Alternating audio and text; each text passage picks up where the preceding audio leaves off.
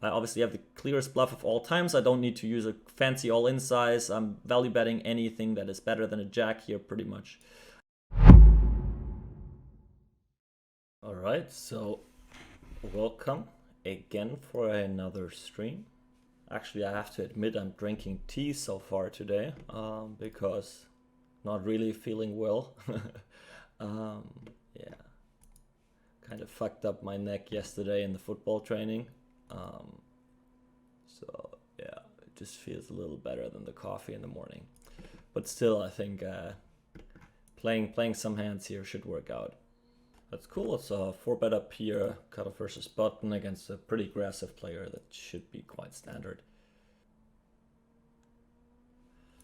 And yeah, looks like a pretty good start. Definitely having 2 c-bet sizes on that board. Pocket jacks clearly wants to go in the smaller one. If I'm checking sometimes, that hand makes it in there as well. But I think I can just bet pretty much my whole range. So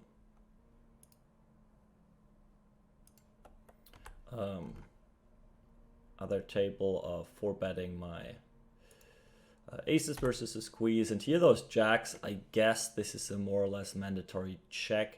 I will check my jack X as well as my kings and queens mainly. We get it in with aces here, by the way.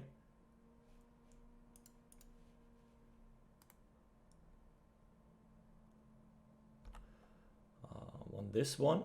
Nice start. And yeah, now let's hope to get some money in with the jacks there.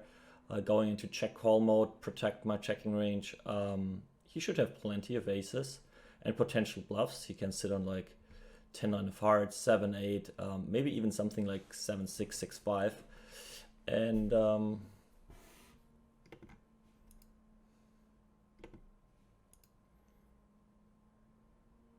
no, I think this is still mainly a check.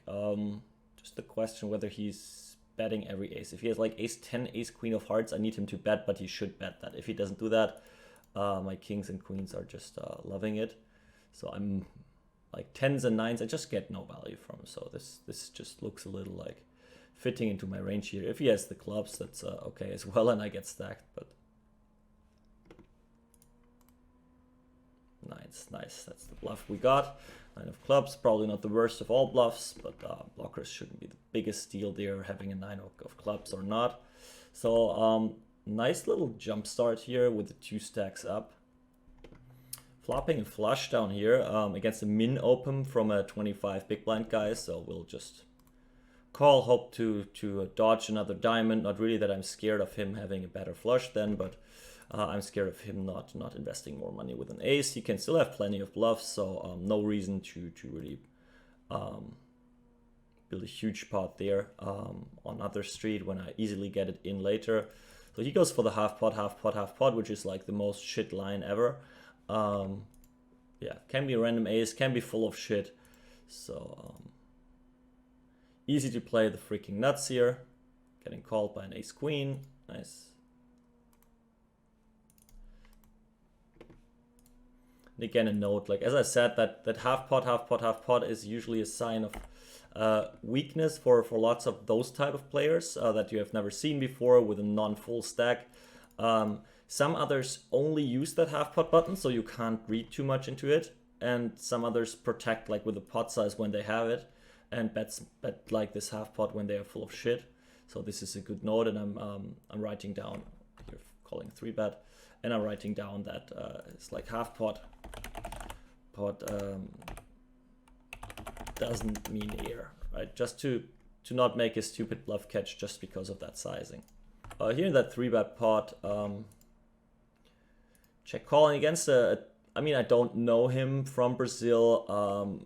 I just have to expect people are not 3-betting loose enough from the big blinds, so I don't see enough snap faults that I need for a wide check raising range. Right? I want him to have king 7 offsuit if I check raise here to just fold. And I just think they are more weighted towards ace king, ace queen, queens, kings, aces.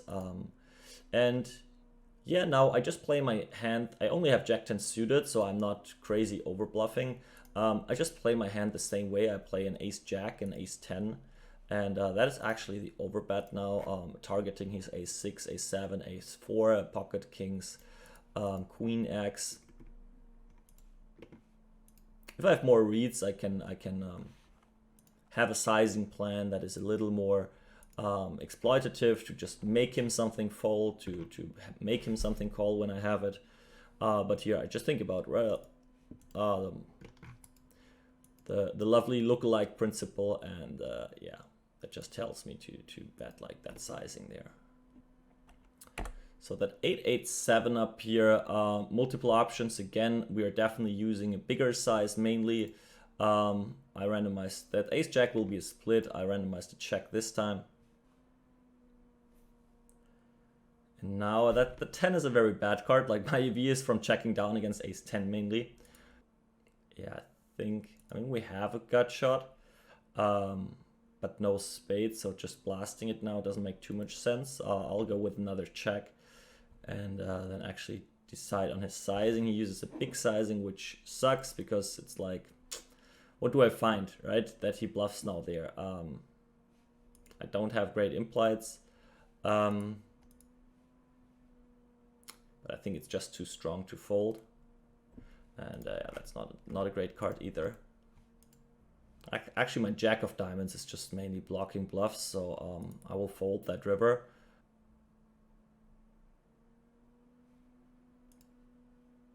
Weak check. Oh, whoa. King 9 of hearts. That's actually a weak check. Wow. Didn't expect him to ever give this one up. Here I turned a set. Was the same action. I check call turn after check flop, and now I think this is just a check call with ace 5 being a straight with a flush out there. And here we found a loose pre-flop call. Queen Jack offsuit. I mean, this guy is really playing on another rakeback level, I guess. He's super aggressive and a good player. Here are those 10s. I can start having check raising ranges here, definitely. Pocket 10s being part of that. That deep, I think I need to play a little more passive there and wait for turns, because I just don't have kings pretty much ever. Queens I can have sometimes. Yes, I have ace jack and jacks. Another big bet into all my nutted hands. Yeah, let's hope for that board pair on the river, or another give up by him. That's not the board pair I was looking for. Now the thing is, right, what's what's going on in my head is really that right, in theory, on the button versus under the gun, ace jack off, for example, is not a 3-bet. I know that. I know that he is 3-betting too light. So is he even doing, like, putting in ace jack off against me, right? I'm folding that here. I'm thinking about jack X, where now I try to stay as protected as possible, work with check calling, and I'm not check raising all ace jacks on the turn. So yeah, I might be over folding if he turns aces into a bluff. Would be a cool one, I guess. But yeah, that just gives you some trouble there. There, 3-bet pot, big blind versus button. Let's randomize. We have a big bet and a small bet on that board. I'm betting small this time. And we start betting big on that ace here. Just my hotkeys do not work perfectly in the 3-bet pot, so I need to adjust there a little.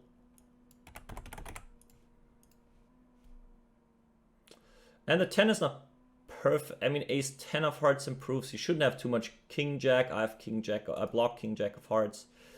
So I think, I mean, we clearly have a value jam. It's just a question, like, to be prepared. How often do we get called and lose? How often do we get called and win? So yeah. All the ace queen. Okay, right. That happens. But it's good that, I mean, all the ace high flush draws are still out there to get called from. He has the queen kicker, unfortunately. Yeah. Let's go for a 4-bet here. Yeah, Alessandro, don't you need to put pressure with overbets in that hand with 8-6 of diamonds? In general, yes. Depends on how protected villain is. Is he capable of checking back flushes? If he is not, then we use overbets, maybe even up to an all-in. Yeah, and then I just add my bluffs according to my value bets. I have something like ace queen as well. I have queen jack, and this is more like the 3/4 pot, so I put my 8-6 in there because it did not really have anything cool going. If I have some kind of clubs, I'm more likely to use a bigger sizing there. Yes, definitely. So that big bet in position shouldn't exist. Just makes it easier for me. I call when I have it. I don't call when I don't have it. And King 10 of spades is just a very, yeah, horrible. That's a very clear check back, I'd say. Come on. Cold 4-bet pot. It was cutoff versus he's small blind, and then I'm from the big blind, cold 4-betting, going for the small c-bet. The flush gets there, the ace gets there. I only win versus his jacks and tens, pretty much. I don't, well, now I'm not winning against his tens and against his jacks anymore, just nothing. But actually, that should be one of my weakest hands now. I'm bluffing tens on the turn. I still have queens, so yeah, good luck. Bluffing him off a set of jacks.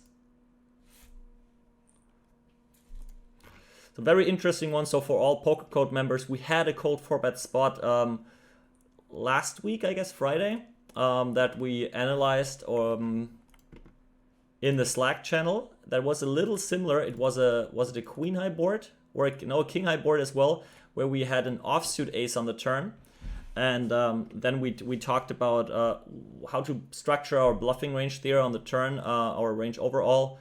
What are the bluffs where we needed to turn something like pocket tens into a bluff. And yeah, I think this is, I mean, definitely a different spot, but somewhat similar, where just like our absolute hand strength is smashing. Right? We have aces, we have ace king, we have probably not nines in those positions, but we have jacks. We have this here, we have the queens without diamonds. And then the question is, okay, how to structure like a bluffing range here in that spot.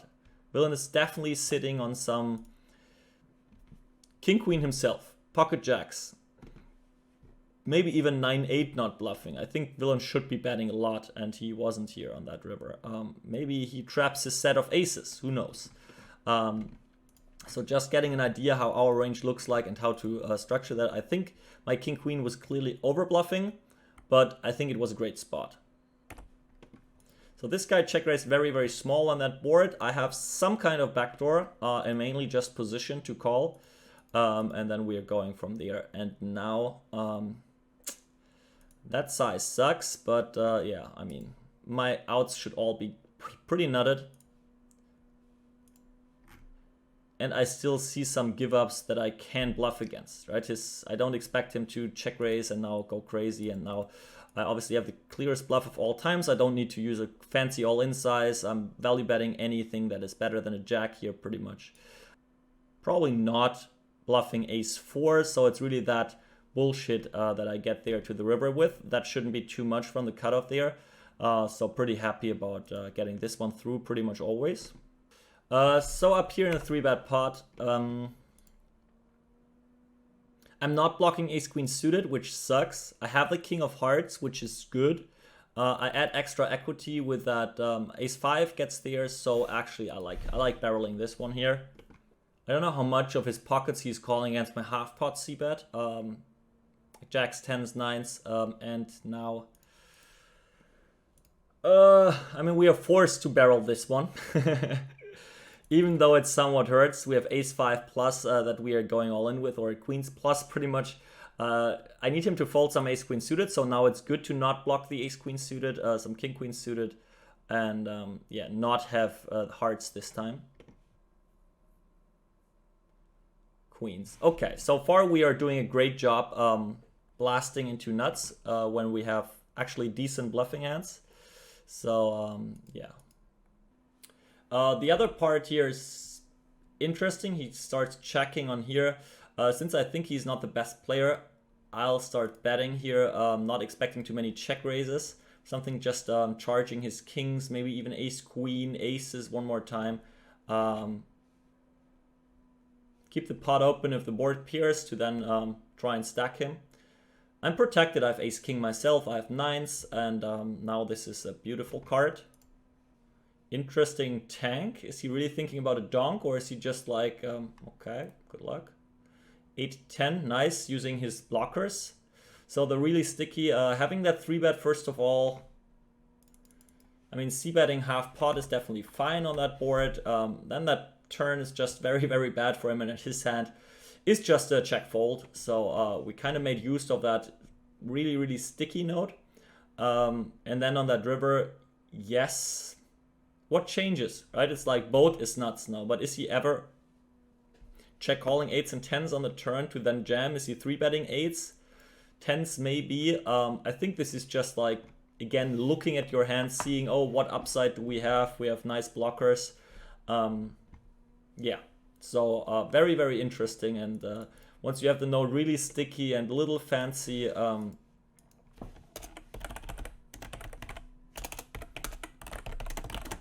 right, no time to make better notes here, but this is something I usually remember than just reading it, and that's the point.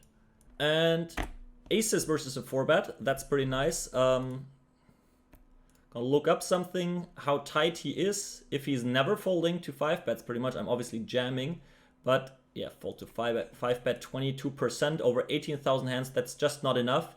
Usually this is mainly a trap, but if someone is just not having bluffs, my value comes from trapping, comes from his bluffs, then it's better to get it in. Well, it's kings, yes, we get that in, but maybe if I trap, we don't get it in on that board, or we don't get it in on other boards against jacks and queens. So that's one of the, it's like a two-sided exploit, right? If someone is not bluffing enough, you don't call your weak hands, and you start fast playing your fast hands. So it looks like a cooler, but actually I think it's not totally, because, well, aces are mainly a trap there. Alright guys, that's it. Just make sure to follow Pokercode's social media, and then you'll know about the next streams coming up for sure. And yeah, until then, good luck at the tables. I hope you enjoyed the show. And as always, I'll find someone that we can rate and give them a little shout out, and you say hello from us. And until the next time.